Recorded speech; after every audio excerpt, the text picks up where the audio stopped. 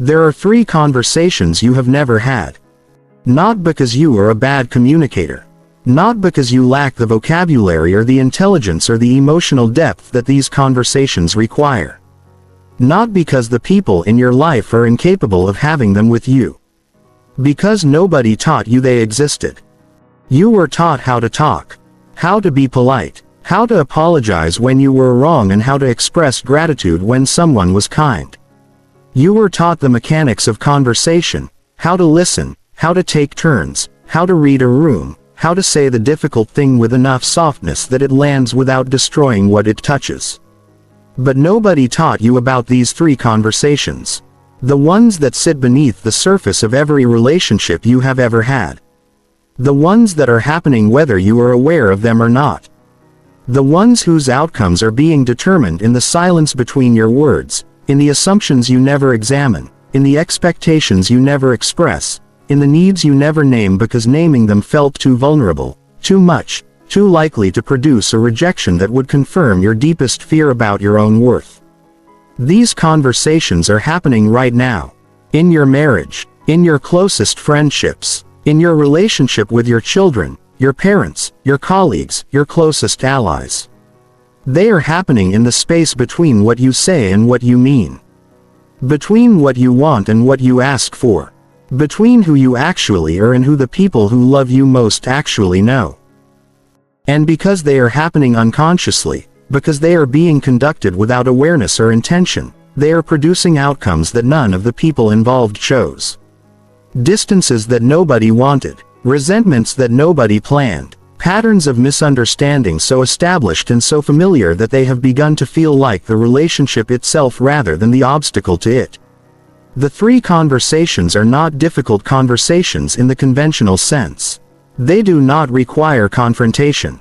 They do not require the excavation of old grievances or the assignment of blame for accumulated damage. They do not require you to be more articulate or more emotionally sophisticated than you currently are. They require something at once simpler and more demanding than any of that.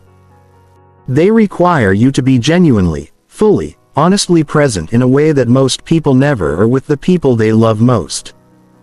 By the time you finish this audiobook, you will know what these 3 conversations are. You will understand why they have been missing from your most important relationships. You will have the complete framework, the specific language, and the practical tools to introduce them into every relationship that matters to you. And you will never experience a close relationship in quite the same way again. Introduction. Let us start with an honest reckoning. Most relationships, including the best ones, are conducted at a fraction of their possible depth. Not because the people in them do not care. They care enormously. Not because they do not want genuine intimacy. They want it desperately, often in ways they cannot fully articulate.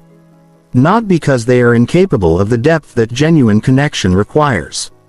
They are entirely capable, but because they have never been given the specific tools for getting there. Most relational advice focuses on the surface, on communication techniques, on how to listen better, fight fairer, express appreciation more reliably. These things are not without value. Better listening is genuinely useful. Expressing appreciation matters. Fighting with more skill and less damage is worth developing. But none of it addresses the fundamental question that sits beneath all relational difficulty. Why do people who genuinely love each other so consistently fail to fully know each other?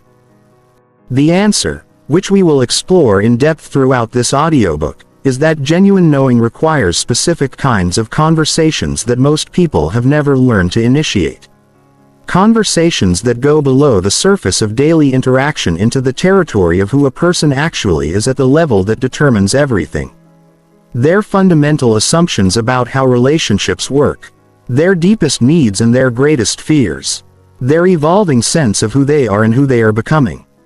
These are not conversations that happen automatically.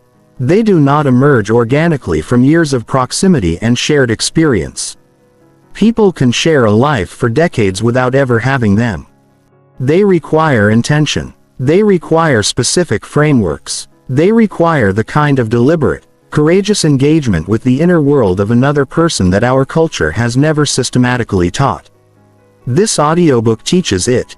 We are going to cover 3 conversations in depth, each one addressing a different dimension of the gap between surface familiarity and genuine knowing. Each one equipped with specific language, specific frameworks, and specific practices that you can bring into your relationships immediately. And together, these 3 conversations will do something that no amount of communication technique or conflict resolution skill can accomplish on its own. They will make you genuinely known, and genuinely knowing of the people you love. Which is, at the end of everything, what all of us are most deeply searching for. Part 1. Understanding the 3 conversations. Chapter 1. Why close relationships stay shallow, the paradox of proximity. Here is one of the most counterintuitive facts about human relationships. Proximity does not produce intimacy. This seems like it should not be true. Surely the people we spend the most time with, the people who see us at our most ordinary and our most difficult, the people who share our homes and our daily rhythms and the accumulated 1,000 small moments that constitute an actual life, should know us better than anyone. And yet, the research on relationship depth and quality tells a different story. Studies consistently show that many married couples cannot accurately predict their partner's responses to basic questions about their values, their fears, their deepest sources of satisfaction and meaning. That many adult children have never had a genuine conversation with their parents about who their parents actually are as people, outside the parental role. That most friendships, however warm and however long-standing, operate within a relatively narrow band of emotional and psychological depth. People spend decades in close physical proximity without ever fully knowing each other. Why? The answer begins with understanding something fundamental about how relationships develop over time. In the early stages of a relationship, there is a natural process of mutual discovery. New relationships have built-in incentives for depth. When you do not yet know someone, every conversation is potentially revelatory. Every exchange contains new information. Every moment of genuine sharing is rewarded by the experience of being known by someone who is encountering you fresh. This early period of mutual discovery produces a felt sense of profound connection that many people retrospectively describe as the most intimate period of their relationships. The long conversations that went until morning. The feeling of being seen and understood in ways that felt unprecedented. The sense that this person, uniquely, got something essential about who you were. But something happens as the relationship matures. The conversations that produced that felt sense of connection begin to narrow. Not because the desire for connection diminishes, but because the conversations that felt revelatory in the early stages have done their work. The information has been exchanged. The initial picture of the other person has been formed. And the relationship begins to operate, increasingly, from that picture. The picture becomes the person. And here is the problem. People do not stop changing when their relationships do. Every person is in a continuous process of becoming. Their values shift. Their fears evolve. Their understanding of themselves and of what they need deepens and changes with each major life experience. Who they were at the beginning of the relationship is not who they are now. But the relationship, operating from the picture formed in the early stages, does not update at the same pace. The partners, the friends, the family members continue relating to each other based on a version of the other person that is increasingly historical. Increasingly incomplete. Increasingly a map that no longer corresponds to the territory. And neither person fully realizes this is happening. Because the relationship feels familiar. Because the patterns of interaction are well established and comfortable. Because the conversations that would reveal the divergence between the map and the territory are exactly the ones that are not happening. This is the paradox of proximity. The longer and closer the relationship, the more the parties rely on an established picture of each other that is becoming progressively less accurate. And the more established and comfortable the relational patterns, the less incentive there is to disrupt them with the genuinely unfamiliar conversations that would update the picture. Psychologist John Gottman, whose research on marriage and relationship quality is among the most extensive ever conducted, describes this as the failure to maintain love maps. His research shows that one of the strongest predictors of long-term relationship quality is the degree to which each partner maintains a detailed, accurate, continuously updated map of the other person's inner world.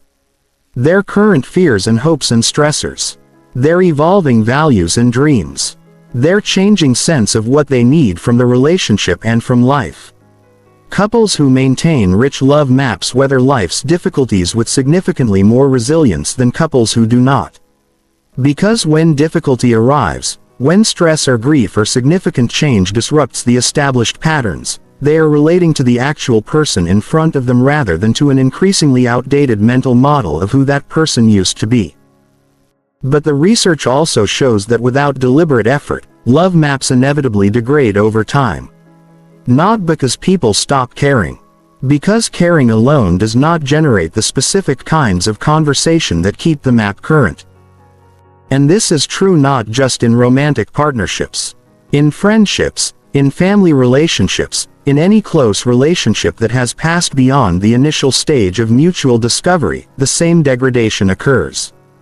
The picture formed in the early stages becomes the operating model. And the operating model becomes less and less accurate as both people continue to grow and change. The 3 conversations we are going to explore are specifically designed to reverse this degradation.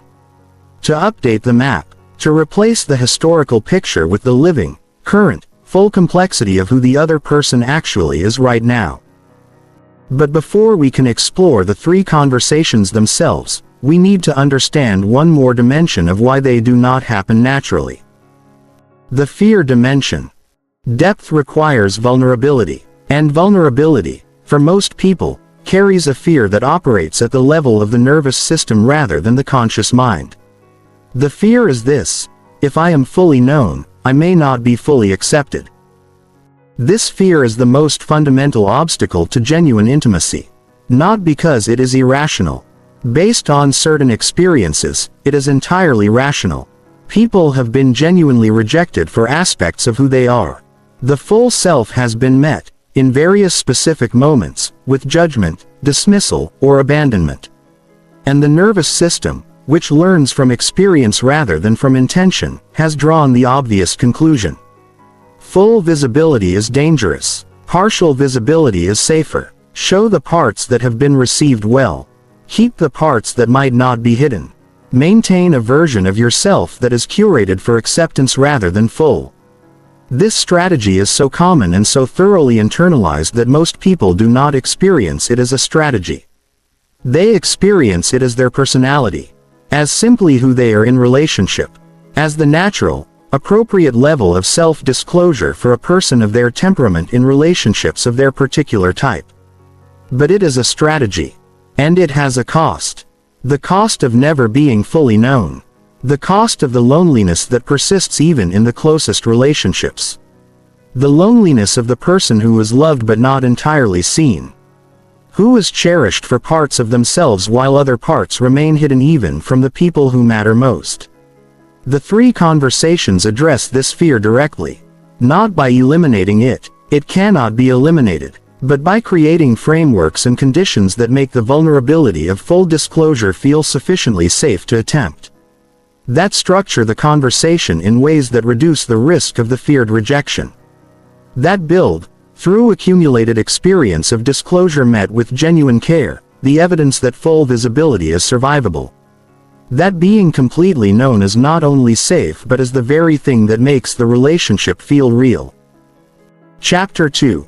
What makes a conversation transformational? The science of genuine dialogue. Before we introduce the 3 conversations specifically, we need to understand what makes a conversation genuinely transformational.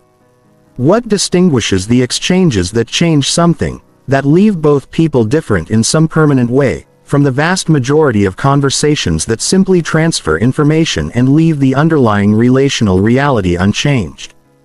Because most conversations, even in our closest relationships, are not transformational. They are informational at best. They convey facts, coordinate logistics, manage the immediate moment. They maintain the surface of the relationship without touching the substrate beneath. Transformational conversations are different in kind, not just in degree. Research in relational psychology, communication science, and the neuroscience of social bonding has converged on a set of characteristics that distinguish genuinely transformational conversations from merely functional ones. The first characteristic is genuine curiosity about the inner world of the other. Most conversations, even between people who care deeply about each other, are not primarily oriented toward genuine understanding of the other person's inner world. They are oriented toward connection in a more general sense, toward warmth, toward the maintenance of the relational bond, toward the exchange that sustains a sense of closeness and familiarity. But warmth and familiarity, however valuable, are not the same as genuine knowing. And the conversation that is oriented toward genuine knowing requires a specific quality of curiosity that goes beyond the general interest in the other person's well-being. It requires the curiosity that says, I want to understand how the world looks from inside your particular experience. I want to understand not just what you think and feel about the specific topic we are discussing, but why.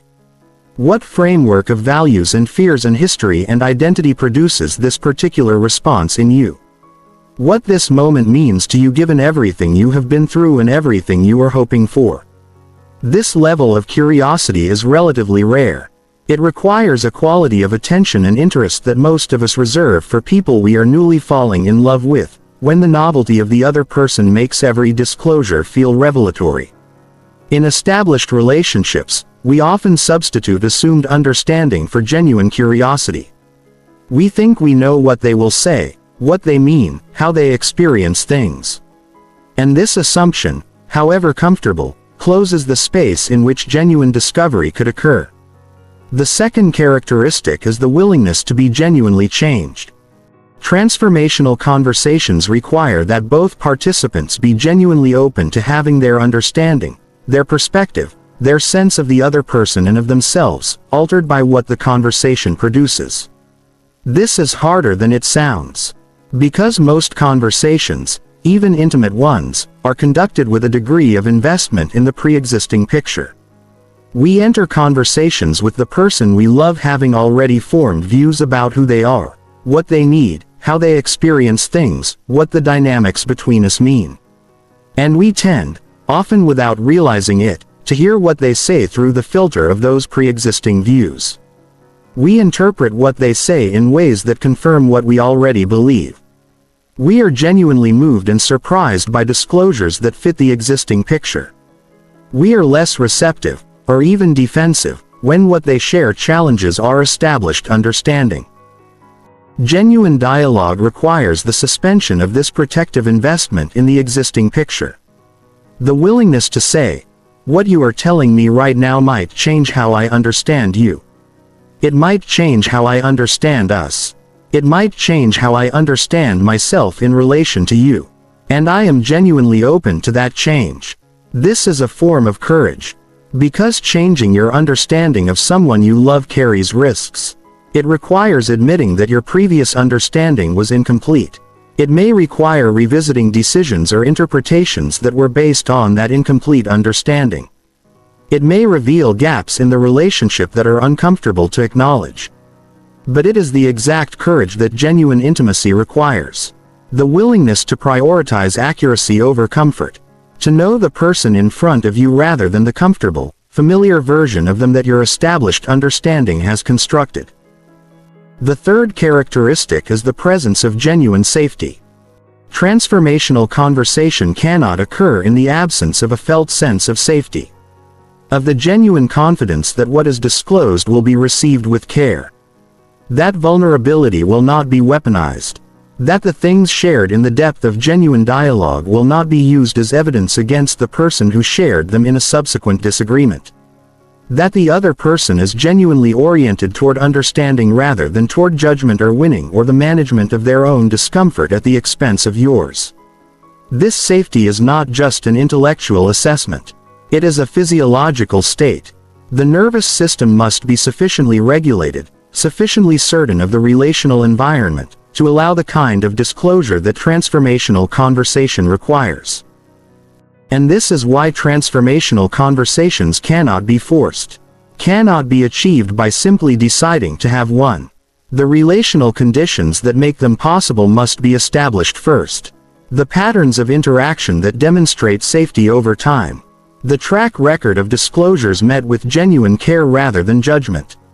The accumulated evidence that this person, in this relationship, is safe to be fully known by. The three conversations we are about to explore are specifically structured to create this safety even in relationships where it has not yet been established. They provide frameworks that make disclosure feel less exposed, that structure the conversation in ways that reduce the risk of judgment, that build the evidence of safety through the experience of having the conversation rather than requiring that safety to be pre-existing. The fourth characteristic is the quality of listening that occurs. Transformational conversation requires a quality of listening that is qualitatively different from ordinary listening. Ordinary listening is the monitoring of the other person's words for information relevant to your own concerns, needs, and interests. It is listening in order to respond, listening in order to assess, listening in order to form a view. The listening that makes transformational conversation possible is different. It is listening in order to understand. Listening that is oriented entirely toward the inner world of the other person, with no competing agenda in the listener's own mind. Psychologists call this empathic listening, but the word empathic is often misunderstood as meaning sympathetic or emotionally resonant. What empathic listening actually means is the genuine, disciplined, cognitively demanding attempt to understand the other person's experience from inside their own frame of reference rather than from the outside frame of your own. It means suspending your own experience, your own comparable situations, your own emotional responses to what they are sharing, not permanently, but for long enough to genuinely inhabit their experience rather than your reaction to it. This is harder than it sounds. Because most of us, when someone shares something with emotional significance, immediately begin relating it to our own experience. The story they are telling activates a comparable story in our own history. The feeling they are expressing triggers a corresponding feeling in us. And we begin to process their sharing through the filter of our own parallel experience rather than staying in theirs. This is natural. This is how human minds work. But it is the primary obstacle to the quality of listening that transformational conversation requires. The practice of empathic listening, which we will explore specifically in the context of each of the three conversations, is the practice of consciously redirecting your attention from your own parallel experience back to theirs. Of asking the questions that deepen your understanding of their experience rather than offering your own comparable story. Of staying curious about the specific texture of their inner world rather than assuming that your parallel experience provides sufficient understanding. The fifth and final characteristic of transformational conversation is the willingness to sit with complexity and incompleteness. Most conversations move toward resolution, toward closure, toward the comfortable sense that the topic has been addressed and can now be set aside. This drive toward resolution is not wrong. It serves important functions. It prevents conversations from consuming unlimited time and energy. It allows both parties to process and integrate what was shared before returning to it. But the drive toward resolution, when it operates too strongly and too quickly, prevents the full depth of the conversation from being reached. It rushes past the complexity, the ambiguity, the places where genuine understanding requires sitting with incompleteness rather than resolving it prematurely. Transformational conversations are often not fully resolved in a single sitting. They open something. They begin a process. They reveal a dimension of the other person's inner world that requires time and continued engagement to fully understand and integrate. The most important relational conversations are not the ones that end with complete clarity. They are the ones that begin a process of genuine mutual discovery that continues in subsequent conversations, in the spaces between conversations, in the quiet moments when you are thinking about what was said and what it revealed and what it changes in your understanding of the person you love. With these 5 characteristics in mind, we are ready to explore the 3 conversations themselves. Chapter 3. The first conversation, the conversation about the past. The first conversation that will change every relationship you have is the conversation about the past. Not the past in the sense of your shared history together. Not the recounting of events and experiences that both of you already know because you were there. That conversation is already happening in your relationship, however imperfectly. The conversation about the past I am describing is something more specific. More personal, more fundamental to genuine understanding of who the person in front of you actually is. It is the conversation about their formative history. The experiences, relationships, environments, and messages of their earlier life that shaped the person they became. The experiences that installed their deepest beliefs about themselves and about how relationships work. The wounds that are still shaping their behavior in ways they may not fully recognize. The sources of their particular strengths and their particular vulnerabilities. This conversation is the foundation of genuine knowing. Because you cannot fully understand who someone is in the present without understanding where they came from. Not in a simple causal sense, as if the past mechanically produces the present. But in the sense that every person's current patterns of thinking, feeling, and relating were formed by and in response to specific experiences. And without access to those formative experiences, you are relating to the behavioral outputs without understanding the system that generates them. Let me give you a specific example. Your partner becomes withdrawn and uncommunicative during periods of conflict.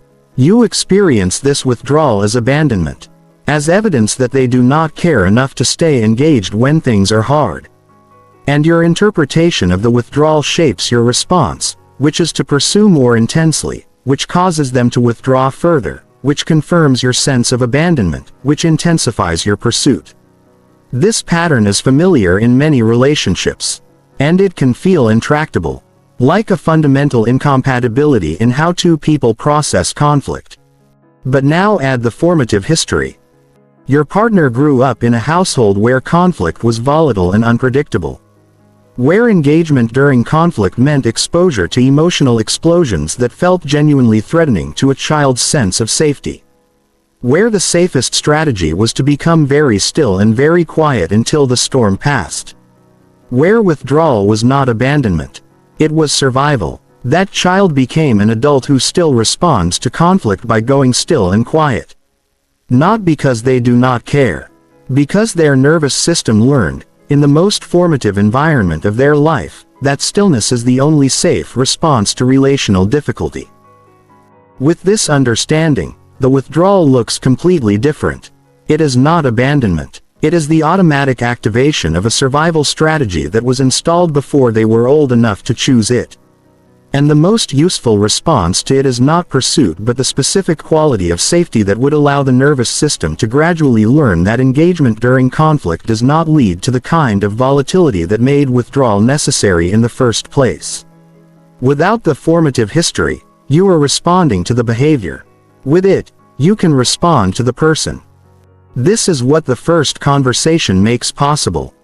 But how do you have this conversation?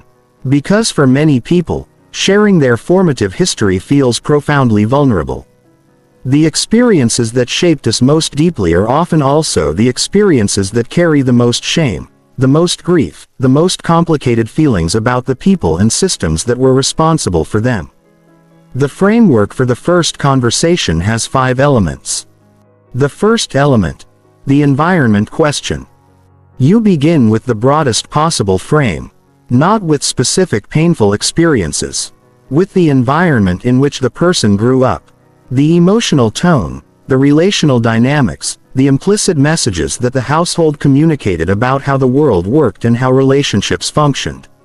The specific questions that open this dimension are: what was the emotional temperature of the home you grew up in? Not whether it was happy or unhappy in a global sense, but what the feeling was when you walked in the door. What the air felt like. What were the unspoken rules in your family? The things that everybody knew but that were never actually discussed. How did the adults in your family handle conflict? How was disagreement managed? And what did you learn from watching that about what conflict means and how it should be handled? These questions are open enough to allow the person to share at whatever depth feels comfortable. They do not demand disclosure of specific painful experiences. They invite the sharing of environmental patterns, which is often a less exposed starting point that can gradually open into more specific territory as the conversation deepens and trust is established. The second element, the message question. Every formative environment communicates messages about what is safe and what is dangerous, about what makes a person worthy of love and what puts that love at risk, about what kind of person they are and what kind of life is available to someone like them. These messages are rarely spoken directly. They are absorbed from patterns of interaction, from the specific things that were rewarded and punished, from the way adults in the environment responded to the child's needs, failures, successes, and expressions of self. The questions that open the message dimension are: what did you learn, growing up, about what you needed to do or be in order to be loved? What felt like the conditions on the love you received? What did you believe about yourself as a child? About your worth, your capability, your place in your family and in the world? Where did those beliefs come from? What were you praised for? What were you criticized for? And looking back, what do you think those patterns communicated about what was valued in the people around you? These questions often surface beliefs that the person has been carrying for decades without ever examining them. Beliefs that they absorbed before they had the cognitive tools to evaluate whether they were accurate. Beliefs that are still, often unconsciously, shaping how they experience themselves and their relationships. Naming these beliefs, in the presence of someone who is genuinely curious and genuinely caring, is often a profoundly liberating experience. Because the belief that was absorbed in isolation, in the context of a family system that may have had limited capacity for genuine seeing of the child's actual nature, is meeting, perhaps for the first time, a witness who is capable of offering a different assessment. The third element, the wound question.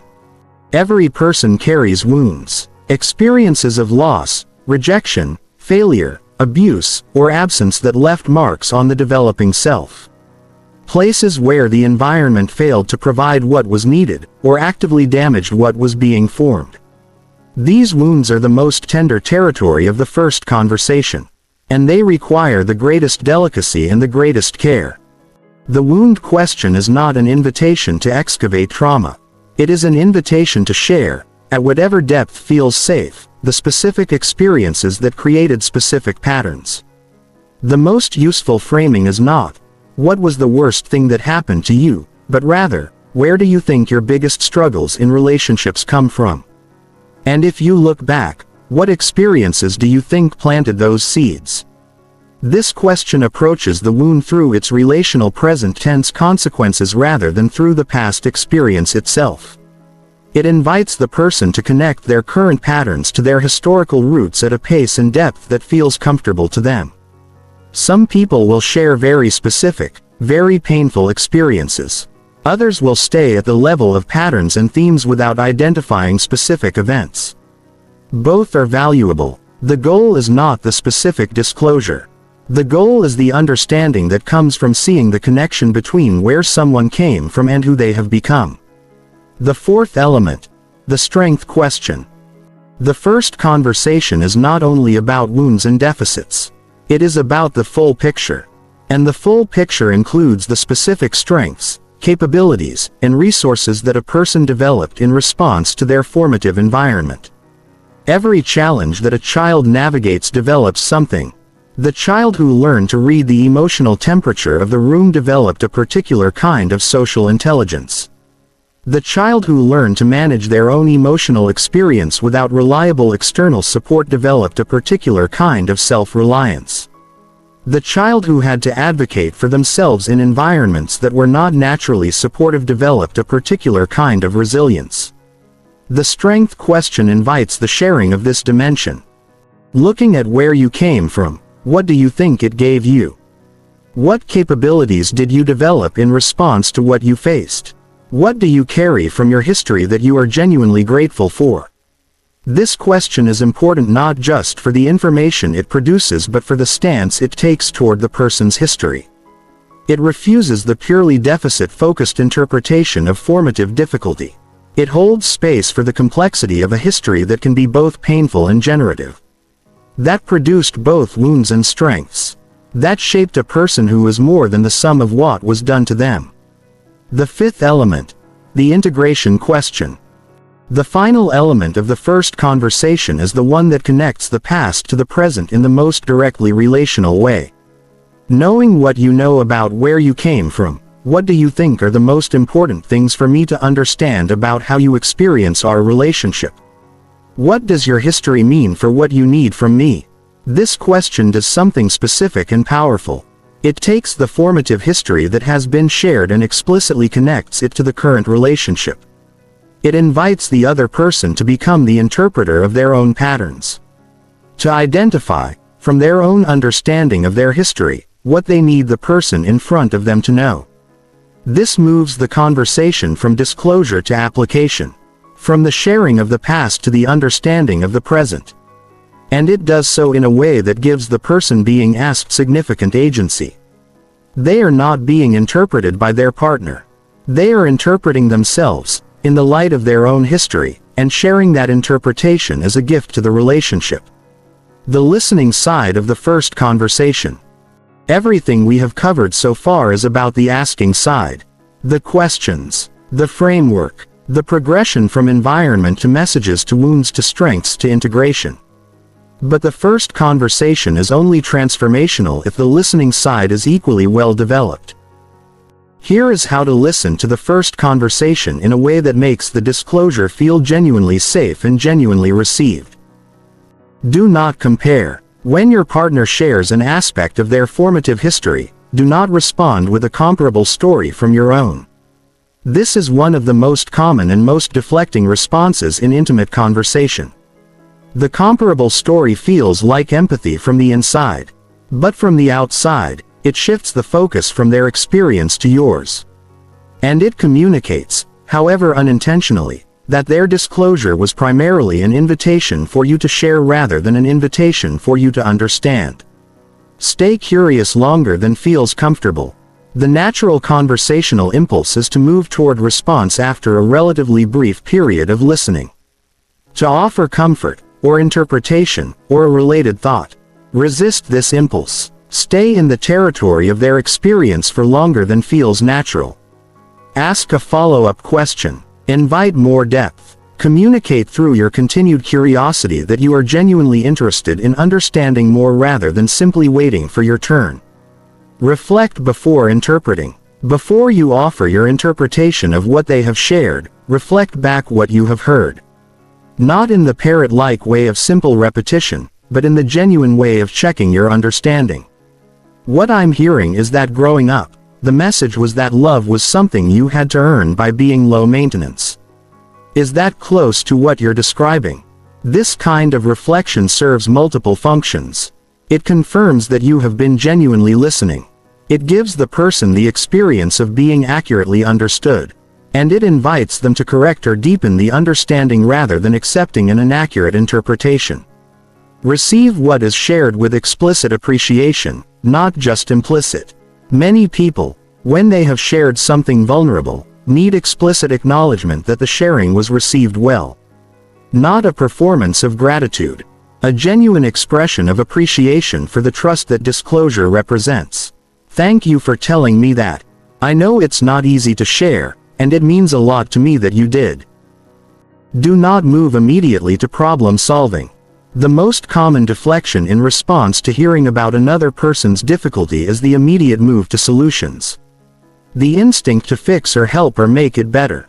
This instinct comes from genuine care.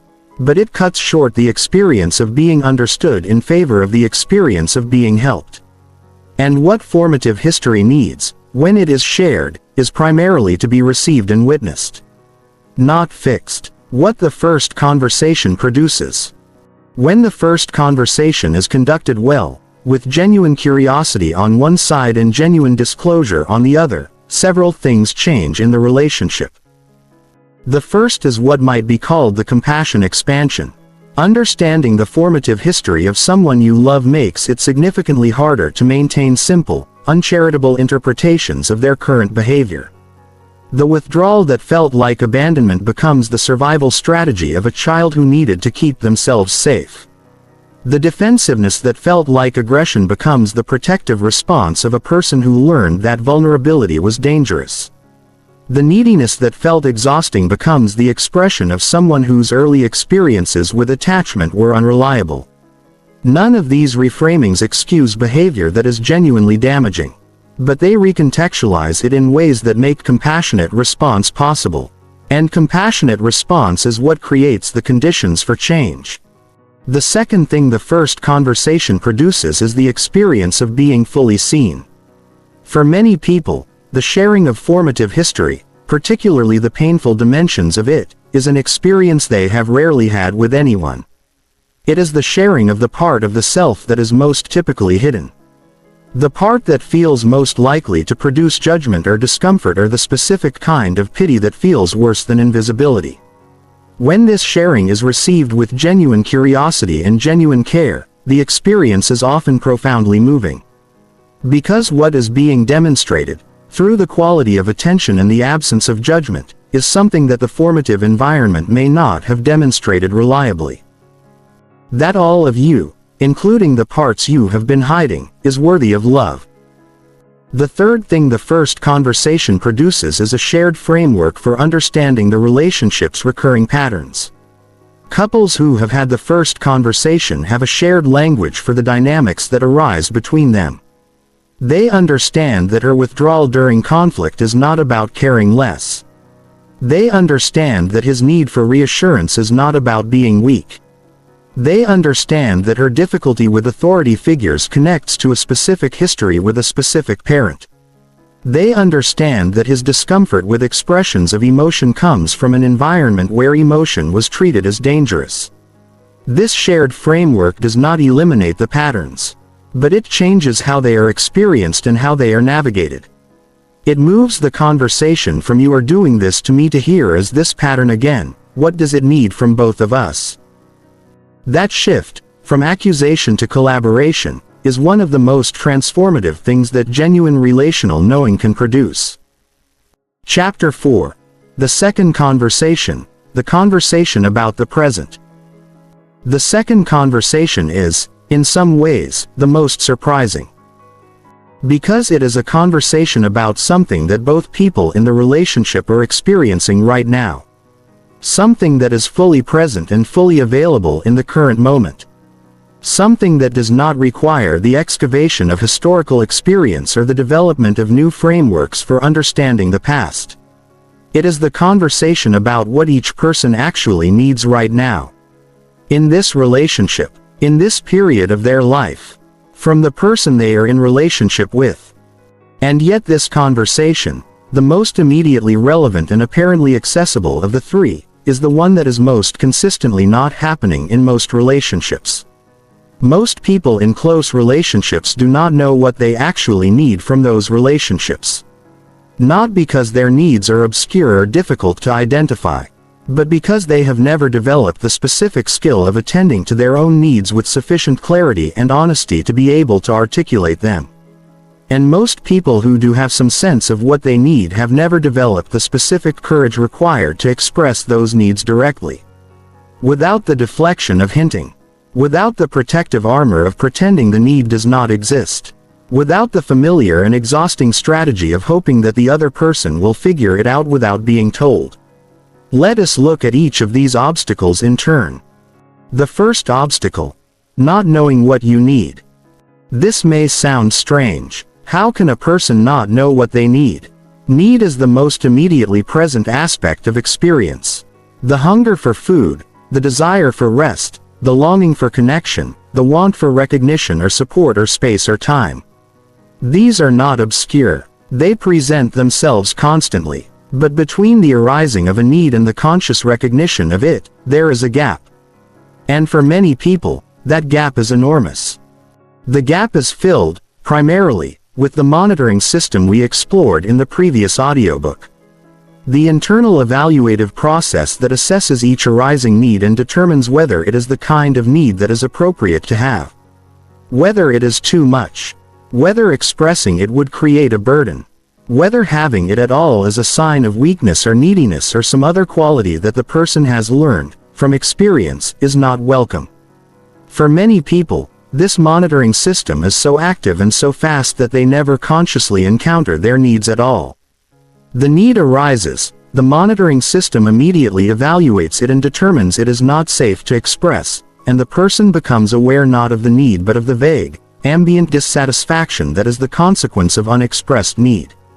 Over time, this pattern produces a specific and very common relational experience. The experience of knowing something is wrong, of feeling consistently dissatisfied or unfulfilled or somehow not quite getting what the relationship is supposed to provide, without being able to identify specifically what is missing. This is the cost of chronically unexpressed and unexamined need. The first step in the second conversation is therefore the personal work of identifying what you actually need.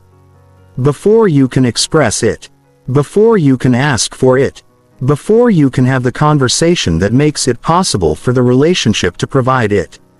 Here is a framework for doing that work. The need inventory. Sit with the question, in this relationship, what am I most consistently wanting that I am not fully receiving? Not in a spirit of complaint or grievance, but in a spirit of genuine, honest self-inquiry. Consider each of the following dimensions and notice what arises in each. Emotional presence. Do you feel that the other person is genuinely with you when you are together? Fully present rather than partially distracted. Do you have enough of their genuine attention? Understanding. Do you feel genuinely understood by this person? Do they know you, at the level that matters, in ways that make you feel seen rather than simply familiar? Appreciation. Do you feel that what you contribute to the relationship, to the shared life, is genuinely seen and genuinely valued? Support. When you are struggling, do you have confidence that this person will show up in the way you need? And do you know specifically what showing up in the way you need actually looks like? Space. Do you have sufficient room in this relationship to be yourself? To pursue your own interests, maintain your own sense of self, have time and space that belongs to you rather than to the relationship. Growth. Does this relationship support who you are becoming? Do you feel that the person you are in this relationship is allowed to change, to evolve, to pursue new dimensions of yourself without threatening the relationship's stability? Delight. Is there genuine joy and pleasure in this relationship? Is there enough of the specific experience of enjoying each other, in the particular ways that feel genuinely delightful rather than merely comfortable? Work through each of these dimensions honestly. Notice not just whether each need is being met, but the specific ways it is or is not being met. The specific behaviors and qualities that would constitute receiving what you need in each dimension. This specificity matters, because the second conversation is not productive when conducted at the level of, I need you to be more supportive. That is too general to be actionable. It does not tell the other person what support actually looks like in specific moments. It does not give them the information they need to actually provide what is being asked for. The need inventory should produce not just an identification of what is missing but a specific picture of what receiving it would actually look like. What would constitute sufficient emotional presence? What would make you feel genuinely understood? What specific forms of appreciation would land as actually felt rather than merely intellectual? The second obstacle. The fear of expressing need. Once you have identified what you actually need, the second obstacle arrives. The fear of expressing it. This fear takes several specific forms. The fear of being too much. The conviction that expressing your needs will overwhelm the other person. That the scale of your wanting will exceed their capacity or their willingness to provide. That the needs themselves are evidence of a deficiency in you, a neediness that the other person will find burdensome. This fear is particularly common in people whose early experiences with caregiving were marked by inconsistency or unavailability. Who learned, from experience, that having needs put relationships at risk. That the safest strategy was to need as little as possible, to be as self-sufficient as possible, to protect the relationship by not placing demands on it. The fear of rejection, the concern that expressing your need will result in the other person declining to meet it. And that this decline will be experienced not just as a specific disappointment but as a verdict on whether the need was legitimate at all. Whether you deserved to have it. Whether you were the kind of person whose needs were worth attending to. This fear keeps people from asking for what they need because the asking creates the possibility of rejection, and the rejection feels more damaging than the continued absence of what was needed. The fear of change. The recognition that expressing your needs honestly might change the dynamic of the relationship. Might require the other person to do things differently. Might disrupt the established patterns that, however unsatisfying, are familiar and therefore carry a kind of comfort. And the fear that the disruption, even if it produces something better, will involve a period of instability that feels threatening. All of these fears are real.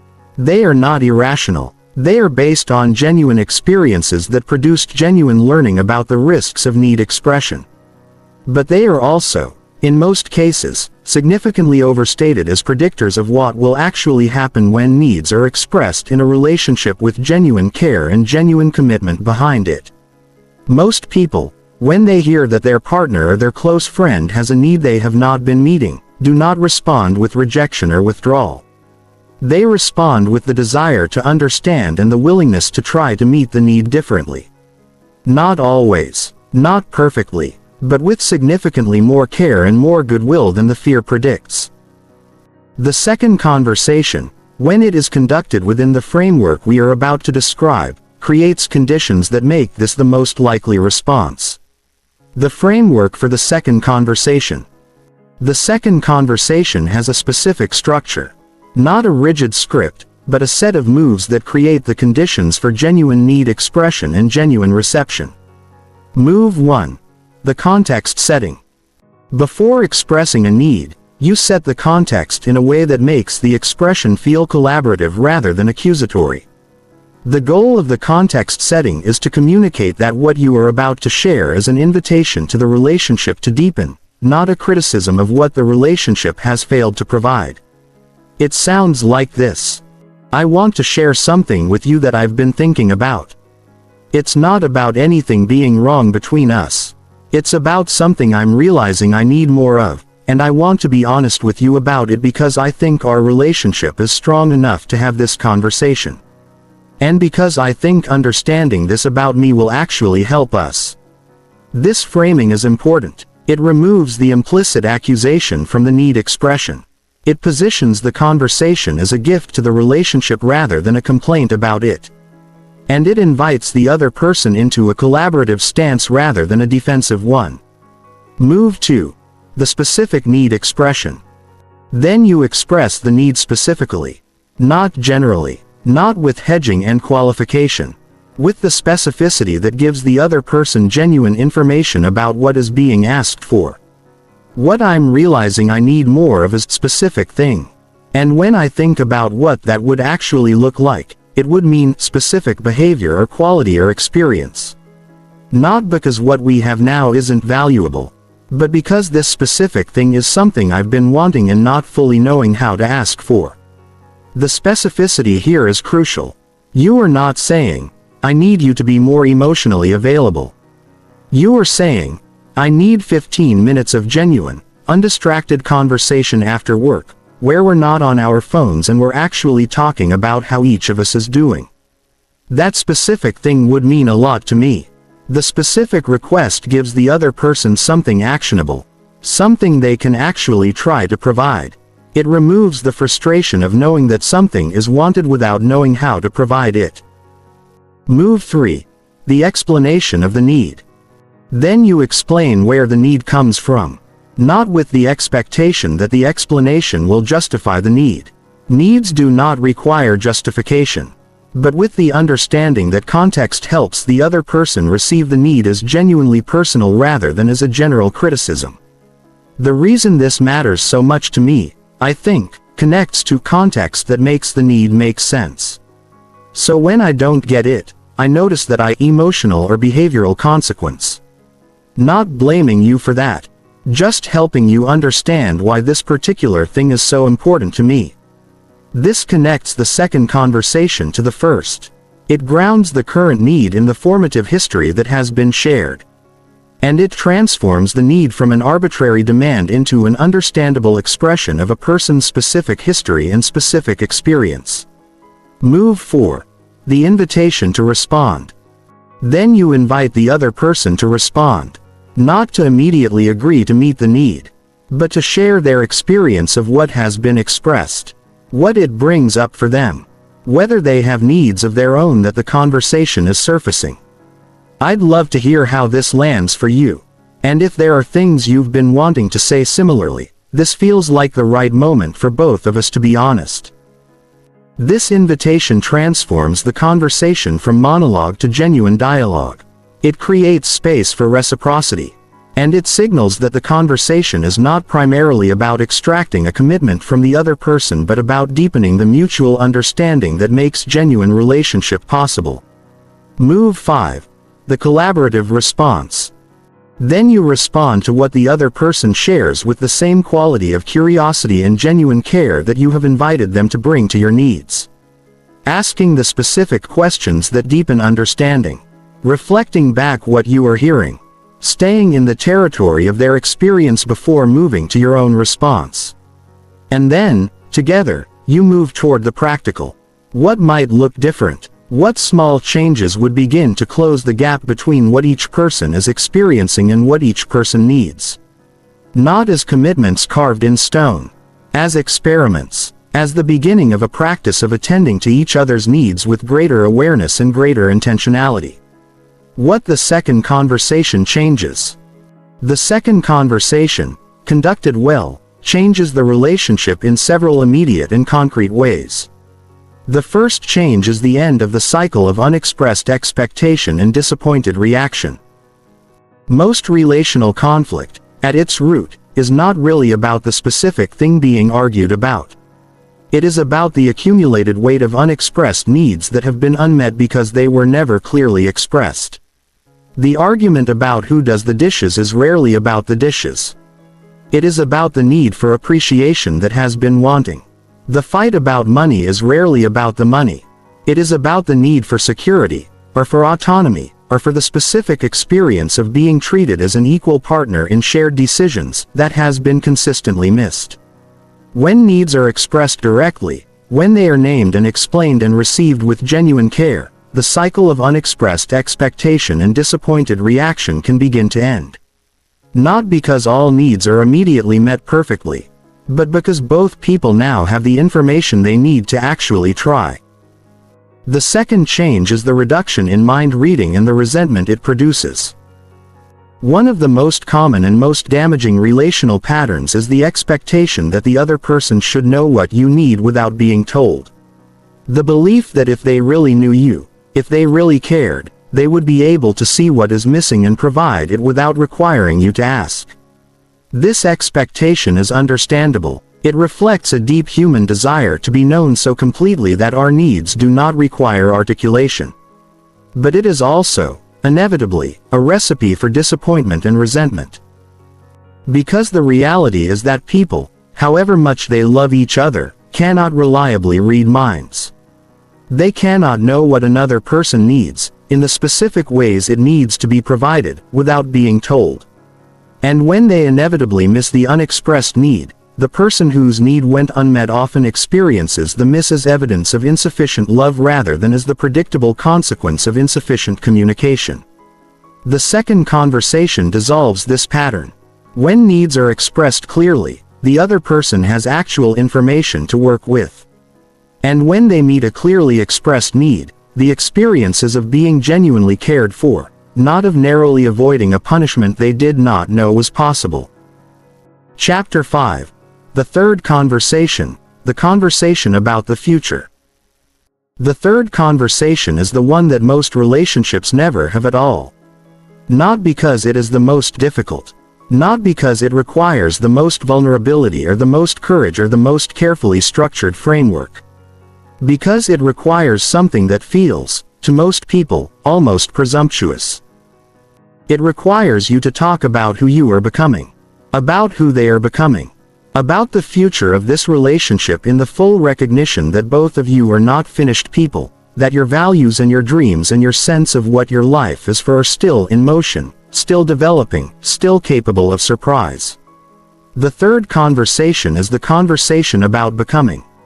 Most relationships, when they discuss the future, discuss it in the language of logistics. Plans, goals, the concrete future of career moves and financial decisions and where to live and whether to have children. These are real and important conversations. But they are not the third conversation. The third conversation goes deeper. It asks not what are we going to do but who are we going to be. Not what are our plans for the next 5 years but what are our hopes for the people we are becoming and the relationship we are growing. And it requires the specific courage of expressing these hopes honestly, even when they feel uncertain, even when they are still forming, even when naming them out loud feels like making a commitment that you are not sure you are ready to make. Why the third conversation doesn't happen? There are 3 primary reasons the third conversation is absent from most relationships. The first is the fear of divergence. When you talk honestly about who you are becoming, you create the possibility of discovering that you and the person you love are becoming different people. That the directions of your individual growth are not perfectly aligned. That the dreams you are reaching for and the dreams they are reaching for may not entirely overlap. This possibility is terrifying, because the established relationship was built around who both of you were when it began. And if who you are becoming is significantly different from who you were then, the relationship's foundations may need to be examined. Most people, rather than face this possibility, avoid the conversations that would reveal it. They maintain the comfortable fiction that both partners are developing in compatible directions without actually checking whether that is true. But here is the painful irony of this avoidance. The divergence is happening whether the conversation occurs or not. People are becoming whoever they are going to become. The directions are developing whether they are discussed or suppressed. And the conversation that is avoided does not prevent the divergence. It just prevents the two people from navigating it together. When the divergence becomes undeniable, when it is finally visible in the patterns of the relationship and the decisions being made, it is often so far advanced that addressing it feels overwhelming. The conversation that would have been difficult 5 years ago has become the crisis that threatens everything. Having the third conversation regularly, as an ongoing practice rather than a single event, means that divergences are identified early enough to be navigated thoughtfully.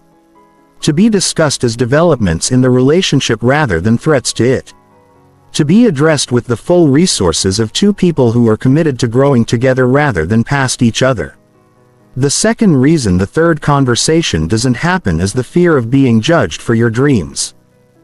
The things we most genuinely hope for, the deepest ambitions of our lives, the dreams that feel most authentically ours, are also the most vulnerable. Because they represent the full scope of our wanting. And wanting fully, as we explored in the previous audiobook, carries significant risk.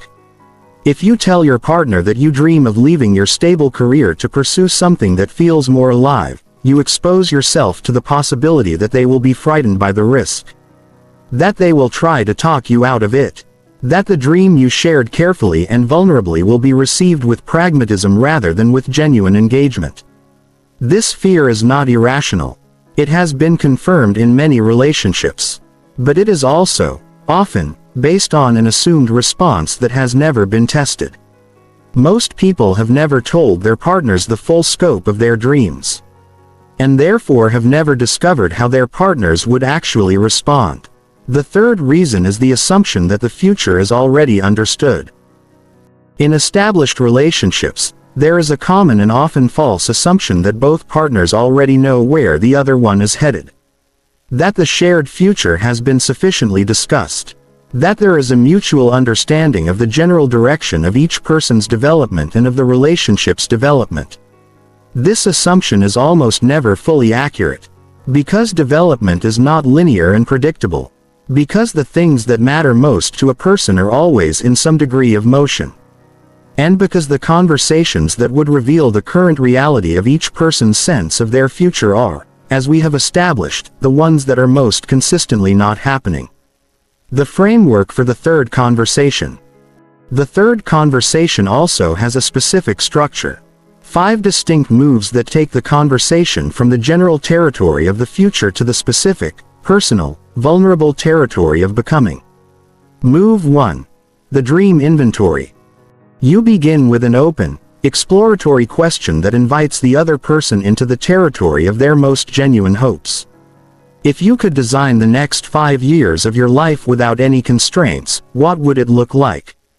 Not what you think is realistic or responsible, but what would genuinely light you up. This question is deliberately unconstrained.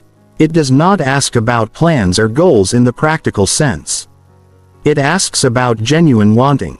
About the dreams that live beneath the edited, realistic version of the future that most people present publicly. Giving the other person permission to answer without the constraint of practicality is important. Because the most revealing answers, the ones that genuinely show you who someone is becoming, are often the ones that feel too impractical or too bold to express as actual intentions. The dream inventory is not a commitment exercise. It is a revelation exercise. It is designed to reveal the full scope of the other person's hoping, which is a direct window into the full scope of who they are and who they are becoming. Move 2. The values clarification. Then you move to the values that are underlying the dreams. Because the specific dream matters less than the values it represents. And understanding the values gives both partners a map that is more durable than the specific content of any particular dream. When you imagine yourself in that life, what is it that you're most experiencing? What does that picture represent, at the level of values and qualities and experiences? What does it say about what matters most to you right now? This question invites the person to identify the deeper why behind the what of their dream. The person who dreams of leaving their career for something more creative is reaching for something at the values level: authenticity, self-expression, the experience of flow and genuine engagement, that is worth understanding as a values priority regardless of whether the specific form of the dream, the career change, ever materializes. Understanding the underlying values also opens conversations about how those values can be honored in the current life and relationship, even before the specific dream is fully pursued. Move 3. The fear beneath the dream. Every genuine dream carries beneath it a corresponding fear. The fear that gives the dream its particular urgency. The thing that would be confirmed if the dream were abandoned. The thing that would be lost if the dream were never pursued. What would it mean to you if this never happened? What's the fear that's underneath the dream? This is the most vulnerable question of the third conversation. It asks the person to name the specific thing that is at stake for them in the pursuit of their becoming. The specific outcome they are most afraid of. The specific verdict on their life that the dream's failure would deliver. These fears are often ancient, often connected, as we explored in the first conversation, to formative experiences and messages about who they were and what was available to them. The fear that they will arrive at the end of their life having lived someone else's version of it. The fear that they will discover, too late, that the version of themselves they presented to the world was not the real one. The fear of regret in its most specifically personal form. Knowing these fears is one of the most intimate things one person can know about another. And sharing them, in the presence of genuine care and genuine curiosity, is one of the most intimate acts available in a close relationship. Move 4. The support mapping. Then you move to the practical and relational dimension of the becoming. What do you need from me to move in this direction? Not in a practical logistics sense, but in terms of how our relationship shows up in your becoming. What do you need from us? This question transforms the third conversation from a personal vision sharing exercise into a genuinely relational one. It asks both people to examine how their individual becoming is supported or constrained by their shared life. And it invites explicit, concrete conversation about what the relationship needs to do differently to allow both people to grow toward who they are becoming.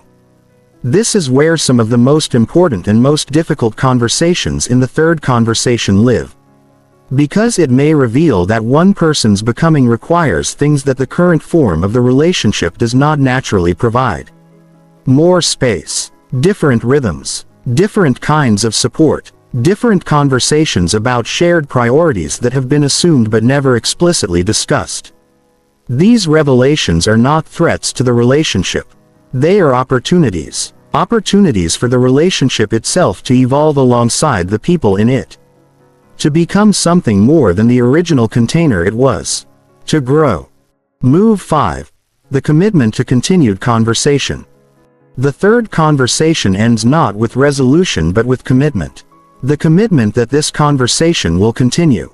That the becoming of both people will be an ongoing, explicit subject of the relationship rather than something that happens in parallel with the relationship without ever being fully brought into it. I want us to keep having this conversation. Not as a one-time check-in but as an ongoing practice. Because I think who we're each becoming is the most important thing we could be curious about together. This commitment transforms the third conversation from a single event into a relational practice. And the relational practice of ongoing curiosity about each other's becoming is, over time, one of the most powerful things a relationship can develop. The third conversation in relational evolution. The third conversation produces a specific and profound shift in how the relationship relates to time. Most relationships experience time as a force that works against them. That produces drift. That makes partners who were once closely aligned become strangers to each other's inner worlds. That turns the early intimacy of genuine knowing into the later comfort of mere familiarity. The third conversation, practiced as an ongoing ritual of mutual curiosity about becoming, reverses this. It makes time a force that works for the relationship. That deepens the mutual knowing. That keeps the relationship current with the people who are living it rather than preserving a historical version of the connection that is becoming progressively less accurate. Relationships that have the third conversation regularly are relationships that grow together rather than apart. Not because both people are becoming the same person. Because both people are remaining genuinely curious about and genuinely supportive of the specific, individual, unique person the other is in the process of becoming. This is one of the most important things a relationship can do. And it is almost never discussed in conventional wisdom about how to maintain and deepen close connections. Part 3. Putting the three conversations into practice. Chapter 6. The timing and setting of transformational conversation. Understanding the three conversations intellectually is significantly easier than actually having them. Because the three conversations require not just the right framework and the right questions but the right conditions. And creating the right conditions is itself a practice that requires intentionality and skill. Let us look specifically at what those conditions are and how to create them. The condition of sufficient time. Transformational conversation cannot be rushed. It does not fit into the gaps between obligations. It does not happen productively in the 15 minutes before one of you needs to leave for something, or in the fragments of attention available when you are simultaneously managing children or monitoring phones or thinking about tomorrow's responsibilities. Transformational conversation requires dedicated time. Not enormous amounts of it necessarily, but time that is explicitly set aside for the purpose. Time that is protected from interruption. Time that both parties have agreed is for this specific, important thing. This means that the three conversations need to be scheduled, not spontaneously attempted in whatever moment seems available. Scheduled, with genuine intention and genuine protection of the time. For many people, the idea of scheduling intimate conversation feels clinical. Forced, like the kind of thing that only relationships in trouble need to do. But this resistance is worth examining. Because the implicit alternative is that intimate conversation will happen naturally, when the conditions are right, without any deliberate creation of those conditions. And for most people in most relationships, that alternative produces intimate conversation almost never. Because the conditions are never naturally right. There is always something more urgent. some obligation more immediate, some demand more pressing than the quiet, unhurried conversation that genuine knowing requires.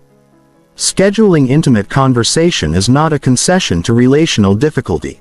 It is an acknowledgement of the reality that the most important things in a relationship require intentional investment of time and attention. That the relationship will not receive what it needs if what it needs is left to the margins of whatever time remains after everything else has been attended to. The condition of physical presence and reduced distraction. Transformational conversation is qualitatively impossible when either or both parties are simultaneously attending to technology, to background noise, to the physical environment in ways that split their attention.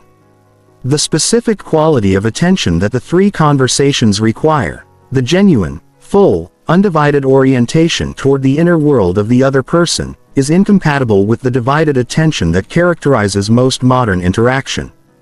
This means that the three conversations require an explicit choice to put down the phones, to turn off the screens, to sit in an environment that is sufficiently quiet and private that neither person is performing for or monitoring any audience other than each other. Many couples and close friends find this significantly easier to do outside their normal environment. A walk in a park, a drive without a specific destination, a meal at a restaurant that is quiet enough for genuine conversation but public enough that both people remain grounded and regulated. A deliberate retreat from the domestic environment that is saturated with the visual cues of obligation and routine. The change of physical setting is not incidental. It signals to both the nervous system and the conscious mind that this time is different. That the ordinary rules of divided attention do not apply. That this is dedicated space for the specific, important thing. The condition of emotional regulation. The three conversations cannot be productively initiated or maintained in a state of emotional dysregulation. When either party is flooded, anxious, defensive, or emotionally activated in ways that redirect cognitive resources from the prefrontal cortex to the limbic system, the quality of listening, curiosity, and genuine reception that transformational conversation requires is physiologically unavailable. This is particularly important to remember when the three conversations are initiated in the aftermath of conflict. The impulse to use conflict as an entry point for deeper conversation is understandable. The conflict has revealed something important about the relationship. It has made visible some of the patterns and needs and divergences that the three conversations are designed to address. But the post-conflict state is rarely the optimal state for the three conversations. Because both parties are still partially in the emotional aftermath of the conflict, still carrying the residue of the cortisol and the hurt and the defensive activation that conflict produces. The right time for the three conversations is not the heat of conflict. It is the cool, settled time that follows. When both people have returned to regulation. When the conflict has been sufficiently processed that it can be used as a doorway rather than a weapon. The condition of explicit framing. The three conversations are more likely to go well when they are explicitly framed before they begin. When both parties know what kind of conversation they are entering, what its purpose is, what the general territory will be. This explicit framing does several things. It removes the element of surprise that can activate defensiveness. It gives both parties the opportunity to consciously choose to engage rather than being unconsciously pulled into a conversation they did not expect. And it communicates something important about the intention behind the conversation, that it is a gift to the relationship rather than a complaint about it. The framing sounds like this. I want to have a different kind of conversation with you. Not about anything that's wrong between us. About something I think would help us know each other better and feel closer. Are you open to that? This framing invites the other person into the conversation as a willing and conscious participant, which significantly increases the probability that they will show up with the quality of presence and openness that the conversation requires. The condition of patience with imperfection. Finally, the three conversations require patience with imperfection, both in yourself and in the other person. Most people, the first time they attempt any of the three conversations, do not do it perfectly. They hedge more than they intend to. They deflect at the moments of greatest vulnerability. They struggle to stay in the other person's experience when the impulse to share their own is strong. They move to resolution before the depth has been reached. All of this is normal. All of it is the expected output of people who have never had these conversations before and who are developing the skills required for them in real time. The measure of a successful first attempt at the 3 conversations is not perfection. It is honesty. Whether both people showed up with genuine intention. Whether something real was shared that would not otherwise have been. Whether the conversation moved the relationship, however incrementally, in the direction of deeper mutual knowing. That is enough for a first attempt. And the second attempt will go better. And the third better than that. Because the 3 conversations are skills. And skills develop with practice. Chapter 7. The 3 conversations in specific relationships, applications and adaptations. The 3 conversations are universal in their underlying framework. But they manifest differently depending on the specific relationship in which they are being conducted. Let us look at how the 3 conversations apply and adapt across the most significant relationship types. The 3 conversations in romantic partnership. In romantic partnership, the 3 conversations have their most immediate and most consequential application. Because romantic partnership is the relationship in which the failure of genuine knowing is most costly. Where the gap between surface familiarity and genuine understanding has the greatest capacity to produce pain, distance, and the slow erosion of what was once a profound connection. The first conversation, about the past, is particularly powerful in romantic partnership because of the specific way that attachment history shapes relational behavior. The patterns that arise between romantic partners, the pursuer-withdrawer dynamic, the difficulty with conflict, the specific vulnerabilities around rejection and abandonment and being seen as inadequate, all have roots in the formative attachment history that the first conversation is designed to reveal.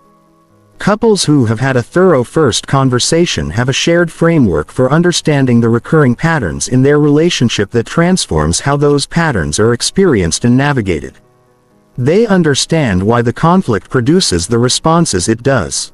They understand what each person is most afraid of at the level that actually drives behavior. And they can use that understanding to be more effective partners to each other in the moments when the old patterns most want to take over. The second conversation, about needs, is where many romantic relationships break down in the absence of the framework. Because romantic partnership involves a particularly high level of implicit expectation about need fulfillment. The assumption that the person you have chosen to build a life with should know what you need, should be able to provide it without being asked, and should interpret the failure to provide it as evidence of insufficient love.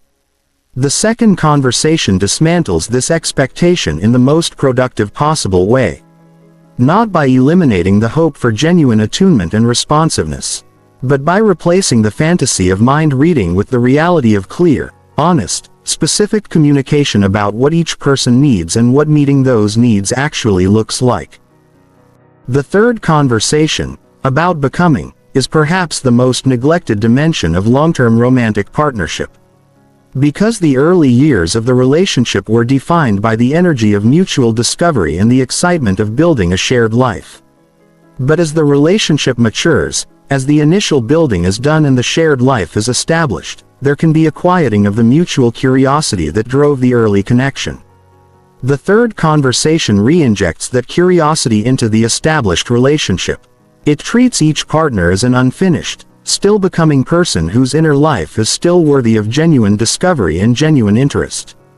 And it creates an ongoing practice of mutual investment in each other's becoming that keeps the relationship alive and growing rather than merely stable.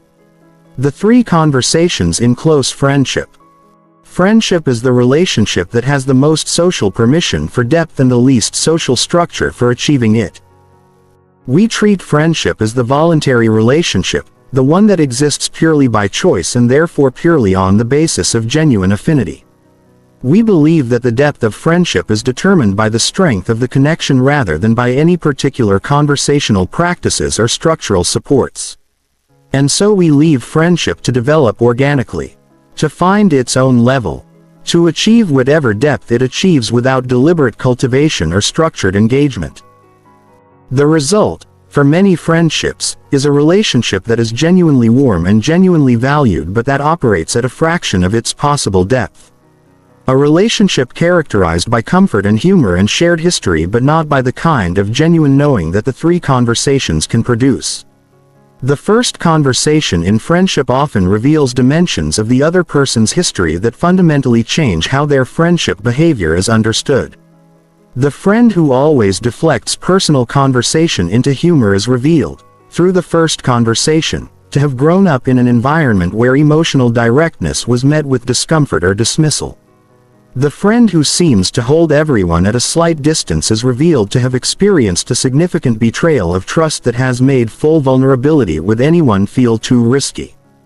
This understanding does not just make the friendship deeper, it makes the friend more visible, more fully present in the relationship, more genuinely known. The second conversation in friendship is often the most surprising. Because the implicit assumption in most friendships is that the relationship is mutual enough, casual enough, and sufficiently free from obligation that explicit need expression is unnecessary or even inappropriate. But friendships, like all close relationships, are characterized by unexpressed needs. The need for more reciprocity. The need for the specific kind of support that the friend provides rather than the kind they have been defaulting to. The need for the conversations that go below the comfortable surface to the territory where genuine intimacy lies. The second conversation gives these needs a language and a framework, and it often reveals that both friends have been wanting the same thing: more depth, more genuine connection, more of the conversations that matter, and have both been waiting for the other to initiate it. The third conversation in friendship is the one that most fundamentally changes what the friendship is for. Many friendships operate as relatively static structures. They are preserved as they were established, with the same patterns and the same comfortable territories of conversation, as both parties change around them. The third conversation makes becoming an explicit subject of the friendship. It treats the friend as someone whose inner world is in motion, whose dreams and fears and values are still developing, and whose development is something that genuine friendship should be curious about and supportive of. This transforms the friendship from a repository of shared history into an active, living investment in two people's ongoing development. And this transformation is often the thing that saves friendships from the slow drift of parallel lives that would otherwise cause them to gradually fade from depth into increasingly occasional contact. The three conversations with parents. The parent-child relationship is one of the most complex and most formative relationships in a person's life. And it is often the relationship in which the three conversations are most needed and most difficult to introduce. Difficult because of the specific power dynamics that the parent-child relationship carries even when both parties are adults. Because of the specific history of the relationship, which inevitably includes periods of significant power imbalance, of hurt that is difficult to address without feeling like blame, of patterns so deeply established that disrupting them feels almost impossible. And yet the three conversations with parents are some of the most potentially transformative available to an adult. Because the parent-child relationship, when it can be moved from its historical patterns into genuine mutual knowing, produces a specific and profound quality of liberation for both parties. The adult child who conducts the first conversation with a parent, who is able to hear the formative history of the person who raised them, discovers something that is often both surprising and healing. The parent is revealed to be a full person, someone who also came from somewhere, who also carries wounds and messages and patterns installed before they had the tools to evaluate them, who also did the best they could with what they had, within the specific limitations that their own formative history produced. This revelation does not erase the hurt of imperfect parenting, but it contextualizes it in a way that makes genuine forgiveness, not the performative kind but the real kind, more available than it was before. The first conversation with a parent also often reveals dimensions of the parent's formative history that explain, if not excuse, aspects of how they parented that were genuinely difficult. The parent who was emotionally unavailable is revealed to have grown up in an environment where emotional expression was dangerous. The parent who was overly critical is revealed to have internalized the same criticism they delivered to their child. The parent who could not tolerate failure is revealed to have built their entire sense of worth around the performance of capability in an environment that did not allow for fallibility. None of this is an excuse, but it is a context that makes genuine compassion possible alongside the honest acknowledgement of harm. The 3 conversations with children.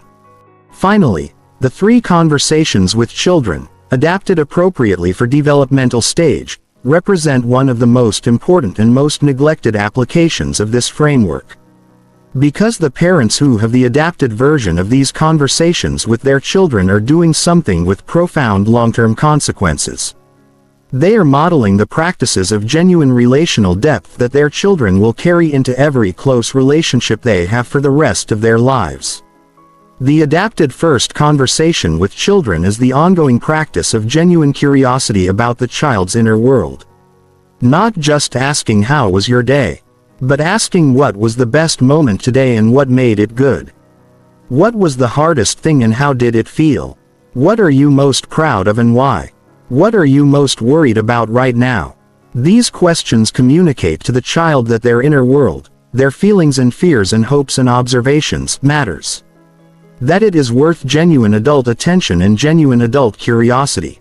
That they are not just small people whose experiences need to be managed but full people whose inner lives deserve to be known.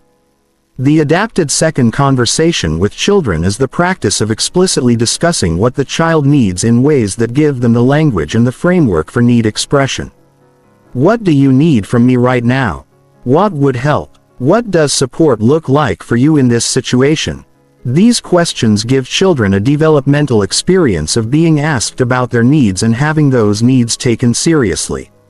Which is the foundational experience for the capacity, in adult life, to express needs clearly and without the shame that makes need expression so difficult for most adults.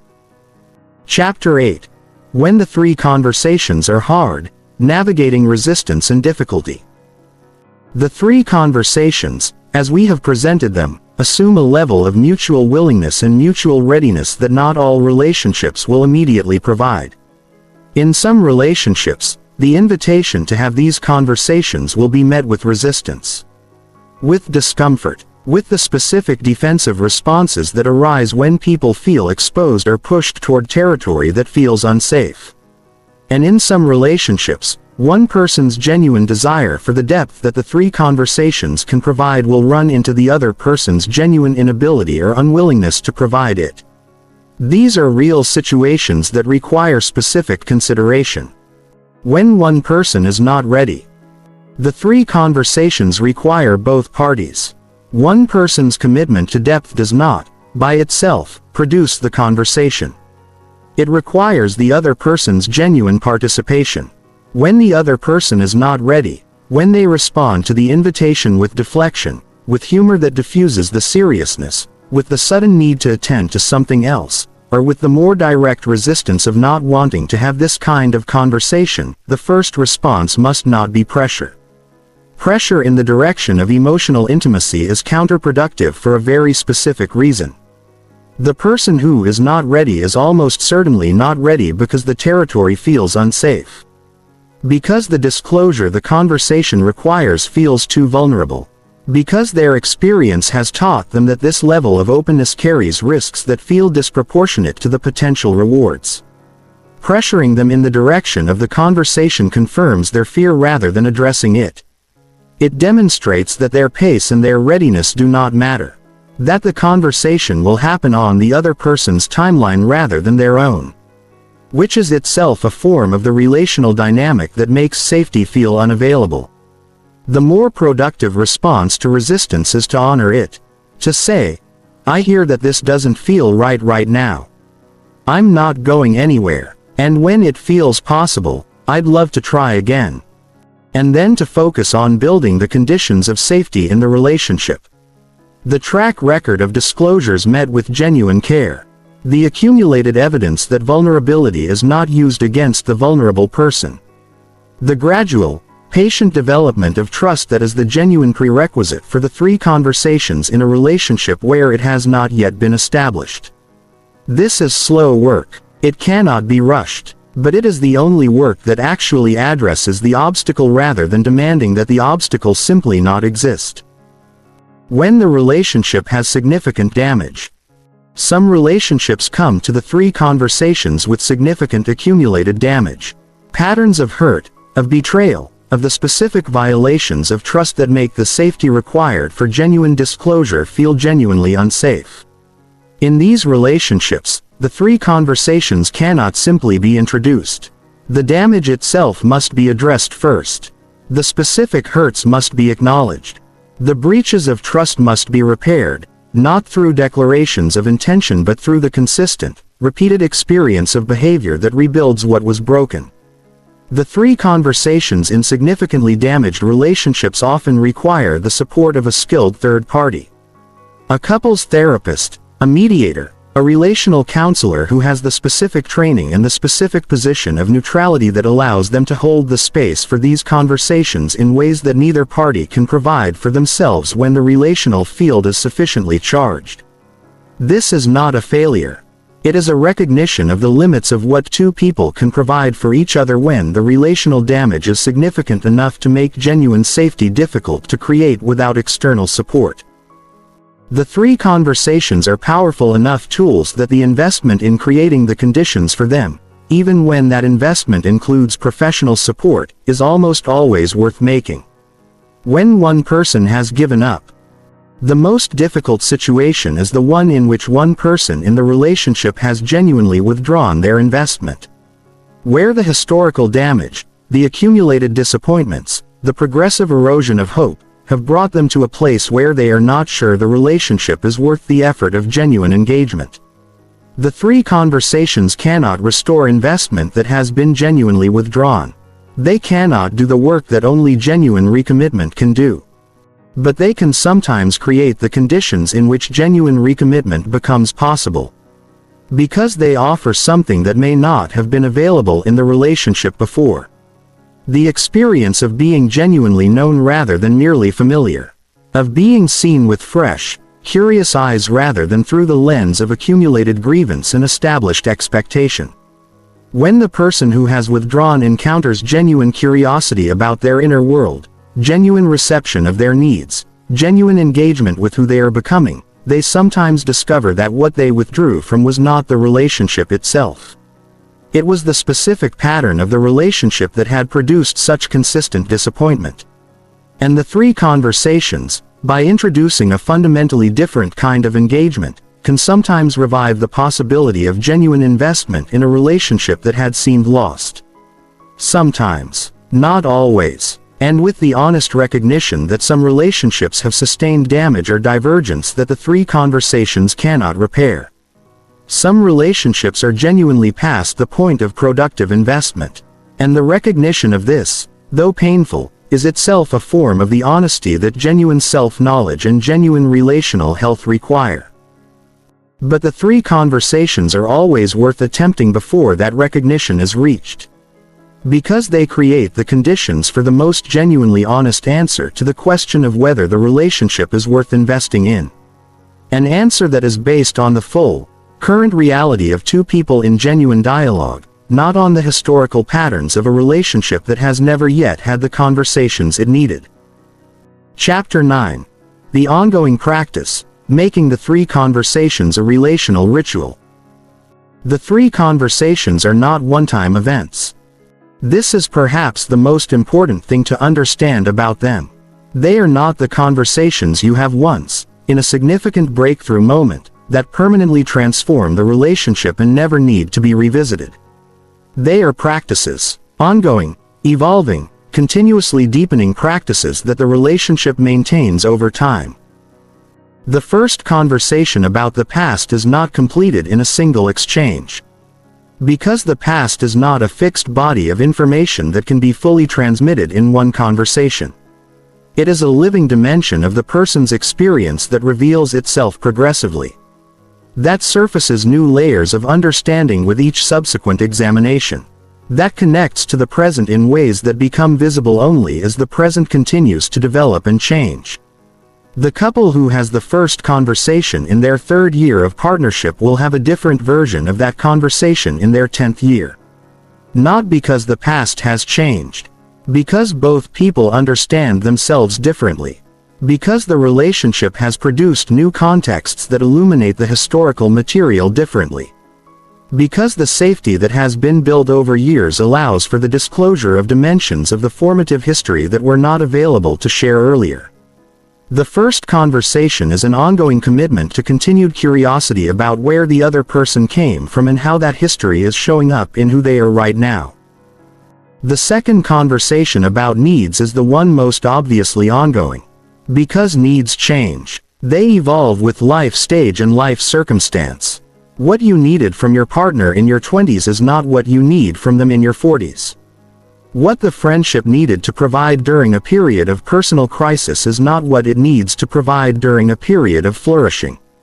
What the parent-child relationship needed to offer during adolescence is not what it needs to offer in middle age.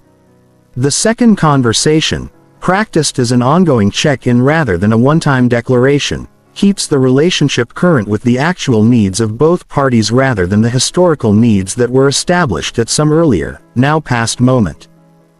A practical form of this ongoing practice is the regular, explicit need check-in.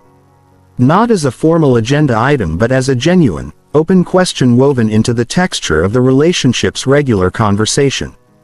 How are we doing? Is there anything you've been needing that you haven't been getting? Anything I could do differently that would make a real difference for you right now? Asked and answered honestly, on a regular basis, this question prevents the accumulation of unexpressed need that is the soil in which most relational resentment grows. The third conversation about becoming is perhaps the most naturally ongoing. Because becoming is continuous. Every significant experience, every major life transition, every encounter with genuine challenge or genuine inspiration, updates a person's sense of who they are and who they are becoming. The relationship that keeps this conversation ongoing, that treats the mutual becoming of both parties as a subject of continuous shared interest, stays current with the people who inhabit it in a way that prevents the drift toward relating to historical versions of each other that characterizes so many long-term relationships. A practical form of this ongoing practice is what some couples call the State of the Union conversation. A regular, explicit conversation, perhaps quarterly or annually, in which both partners share where they currently are in their sense of their own becoming. What they are reaching for. What they are afraid of. What they need the relationship to do in support of where they are heading. This conversation, practiced consistently over years, creates a relationship that genuinely grows alongside the people in it. That remains as alive and as current and as genuinely interested in who both people are as it was in the early days when the novelty of the other person made everything they shared feel revelatory. Because the novelty has not gone away. The person in front of you is still changing. Still becoming. Still capable of surprising you with who they are becoming if you remain genuinely curious about it. The three conversations are the vehicle for maintaining that curiosity. For keeping the relationship alive to the full, current, still developing reality of both people within it. You have 3 relationships in your life right now that could be fundamentally different. Maybe you know immediately which ones. The marriage that has warmth and history and deep loyalty but that has stopped being surprising. That operates from an established pattern that both of you find comfortable and that neither of you is certain reflects who you actually are anymore. The friendship that has endured for years, that you genuinely value, that you would describe to anyone as one of your most important relationships, but that you realize, honestly, does not actually know you. Not at the level that matters. Not at the level that the 3 conversations would reveal. The family relationship that carries more weight and more complexity than any other, that you have been navigating with skill and care and significant effort, but that has never had the specific conversations that would transform it from management into genuine mutual knowing. You have these relationships, and you have, now, the 3 conversations that could change them. The first conversation, about the past. About the formative history that shaped who the person you love actually is. About the messages and the wounds and the survival strategies and the unexpected strengths that their history produced. About the connection between where they came from and how they show up now in the relationship with you. The second conversation, about the present. About what you actually need from this relationship right now. About the specific, honest, unhedged expression of the needs that have been living beneath the surface of your interaction, producing the ambient dissatisfaction of the unmet without ever receiving the clear articulation that would give the other person a chance to meet them. About what they need from you that you have not yet been fully providing. And about what it would actually look like to provide it. The third conversation, about the future. About who you are becoming and who they are becoming. About the dreams that live beneath the edited, realistic version you present to the world. About the fears that give those dreams their urgency. About what the relationship needs to do to remain genuinely supportive of both people's becoming rather than a container that fits the historical versions of them while the actual, living, still developing people outgrow it. These conversations will not fix everything. They will not resolve every relational difficulty or heal every wound or bridge every divergence that time and change have produced. But they will do something that no conflict resolution skill or communication technique can accomplish. They will make you genuinely known. And genuinely knowing of the people you love most. And genuine knowing, the experience of being fully seen and fully received by someone who matters to you, is the deepest form of connection available in human relationship. The thing that makes the relationship feel real rather than merely functional. Alive rather than merely sustained. Genuinely intimate rather than merely familiar. This is what the three conversations are for. This is what they produce, when they are entered with genuine courage and genuine curiosity and genuine care for the relationship's full potential. Not a set of techniques. A way of being in relationship. A practice of radical, honest, ongoing mutual curiosity about the inner worlds of the people we have chosen to love. You already know how. You have the framework. You have the questions. You have the understanding of why these conversations have been missing and what their absence has cost. What remains is simply the beginning. The courage to turn to someone you love and say, I want to know you better than I do. And I want you to know me. Genuinely, fully, in the ways that would make this relationship something neither of us has ever quite had before.